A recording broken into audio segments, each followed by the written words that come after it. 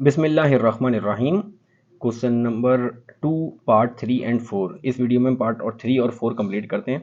पहले हमने पार्ट 1 और 2 कंप्लीट कर लिए, वहाँ पे हमने सेट बना के देखा कि गिवन सेट की वेन डायग्राम किस तरीके से बनेगी। तो उसी को मैं यहाँ पे रिपीट कर लेता हूँ, वही वेन डायग्राम मैं यहाँ ड्रॉ कर लेता हूँ। हमने वहाँ पे देखा था कि एक्स और वाई सेट्स में वाई के तमाम एलिमेंट्स वाई सेट के तमाम एलिमेंट एक्स में मौजूद हैं। इसका मतलब है कि Y is called the subset of X. अगर किसी सेट के तमाम एलिमेंट दूसरे सेट में मौजूद हों तो उस सेट को सबसेट कहा जाता है उस सेट का। तो यानी y is the subset of x। और उसको वेन डायग्राम में इस तरीके से बनाया जाता है कि पहले मैं x बनाऊंगा और x के अंदर y बनेगा, क्योंकि y के तमाम एलिमेंट्स x में मौजूद हैं। तो y के एलिमेंट्स हो जाएंगे a c e, और अब x के एलिमेंट्स में देखूं तो x के अंदर y मौजूद है, तो ये तमाम वैल्यूज x की भी हैं।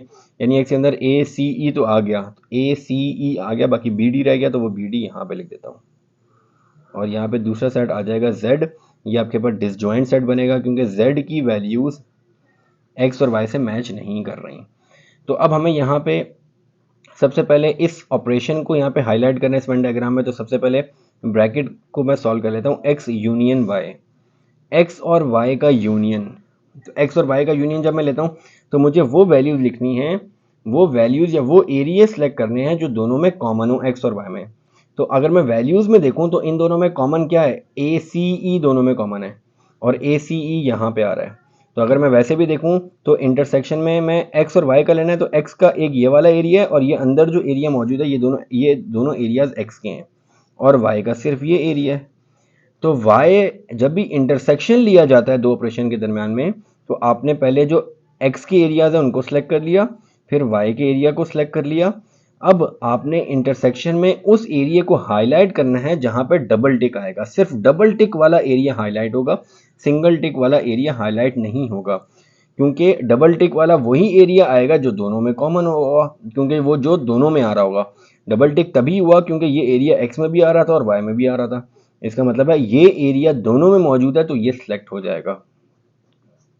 तो ये मैंने सेलेक्ट कर दिया, यानी x और y का जो यूनियन आ रहा है वो आपके पास सिर्फ ये एरिया आ रहा है। ये एरिया क्यों आ रहा है, क्योंकि ये एरिया x में भी मौजूद है और y में भी मौजूद है। नेक्स्ट, अब मुझे x यूनियन y का इंटरसेक्शन लेना है z के साथ। तो पहले मैं फिगर यहाँ पे जो मैंने ड्रॉ की, इसके अंदर मैं z को सिलेक्ट कर लेता हूँ कि z क्या मेरे पास मौजूद है। ये x है, ये अंदर y मौजूद है, और यहाँ पे सेपरेटली z आ जाएगा। और x के अंदर y के अंदर आ रहा है a c e, और यहाँ पे x की वैल्यूज में a c e आ गया, b और d बाहर आ जाएगा, इसमें g h i और j आएगा। अब मुझे x इंटरसेक्शन y का इंटरसेक्शन लेना है z के साथ। तो पहले मैं यहाँ पे सिर्फ z को सिलेक्ट कर लेता हूँ, z का सिर्फ ये एरिया है, तो ये मैंने यहाँ पे z के एरिया को सिलेक्ट कर लिया।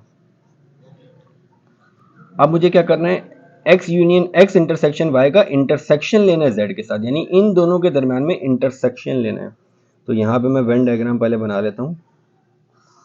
इस वेन डायग्राम में मैंने x ड्रॉ किया, x के अंदर मेरे पास y आ गया, x y, और यहाँ पे सेपरेटली मैंने z ड्रॉ कर लिया। तो अब मुझे यहाँ पे ये इसकी वैल्यूज आ रही हैं a c e, और इसमें b d, और इसमें g h i j। अब इन दोनों का इंटरसेक्शन लेना है। तो इंटरसेक्शन में क्या किया जाता है, इन दोनों में जो कॉमन एरिया आ रहा है, या इन दोनों में जो वो एरिया जो दोनों में सेलेक्टेड है, वो रिजल्ट आ जाएगा इन दोनों का इंटरसेक्शन। तो इसमें ये सिलेक्टेड है, इसमें ये सिलेक्टेड नहीं है, और इस फिगर में ये सिलेक्टेड है, इसमें ये सिलेक्टेड नहीं है। यानी कोई भी ऐसा एरिया नहीं आ रहा जो दोनों में सेलेक्टेड हो, कॉमन हो जो दोनों में। जब दोनों में कोई भी एरिया सिलेक्टेड कॉमन नहीं आ रहा, तो इसका मतलब कोई भी एरिया सिलेक्टेड नहीं होगा। यानी आपके पास x intersection y intersection z का आंसर कुछ भी हाईलाइट नहीं होगा, यानी ये एम्प्टी सेट आ जाएगा। नेक्स्ट हमारे पास, अब मैं पहले वेन डायग्राम ड्रॉ कर लेता हूँ। मैं यहाँ पे वेन डायग्राम ड्रॉ करता हूँ, तो यहाँ पे ये पहले मैंने x ड्रॉ किया, x के अंदर आ जाएगा y, और यहाँ पे z सेपरेटली आ जाएगा। ये x y और z, इसके अंदर a c e, यहाँ पे b d, और यहाँ पे g h i j।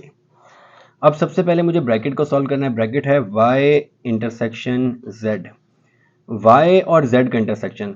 वो एरियाज मुझे सिलेक्ट करना है, या ये वो वैल्यूज सिलेक्ट करनी है जो y और z में कॉमन हो। अगर मैं वैल्यूज में देखूं तो y और z में कुछ भी कॉमन नहीं आ रहा। तो अगर मैं एरिया के रिस्पेक्ट से देखूं तो आप पहले y के एरियाज को सिलेक्ट कर लो, फिर z के एरियाज को सिलेक्ट करो, अब जो एरिया डबल दोनों में सिलेक्ट हुआ होगा या वो एरिया जो दोनों में आ रहा होगा, वो आपके पास इन दोनों का इंटरसेक्शन का रिजल्ट आ जाएगा। तो y का क्या है, y का सिर्फ ये एक एरिया आ रहा है, z का सिर्फ ये एरिया आ रहा है, y का भी एक ही एरिया है और z का भी एक ही एरिया है, और दोनों में कोई भी एरिया कॉमन नहीं आ रहा या कोई भी एक एरिया ऐसा सेलेक्ट नहीं हुआ जिसमें डबल टिक आ रहा हो। इसका मतलब यह है कि दोनों में कोई भी एरिया कॉमन नहीं आ रहा, तो y इंटरसेक्शन z का आंसर एम्प्टी सेट आ जाएगा, कुछ भी सिलेक्ट नहीं होगा। अब नेक्स्ट स्टेप पे चले जाते हैं। नेक्स्ट स्टेप में मुझे इसका इंटरसेक्शन लेना है x के साथ, तो मैं यहाँ पे बनाता हूँ x, अंदर y और यहाँ पे z, ये आ जाएगा x y और z, तो इसकी वैल्यूज आ जाएंगी a c e, यहाँ आ जाएगा b d और इसमें g h i j।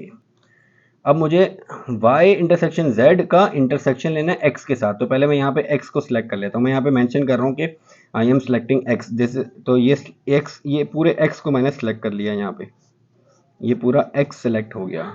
अब x यहाँ पे सिलेक्ट कर लिया।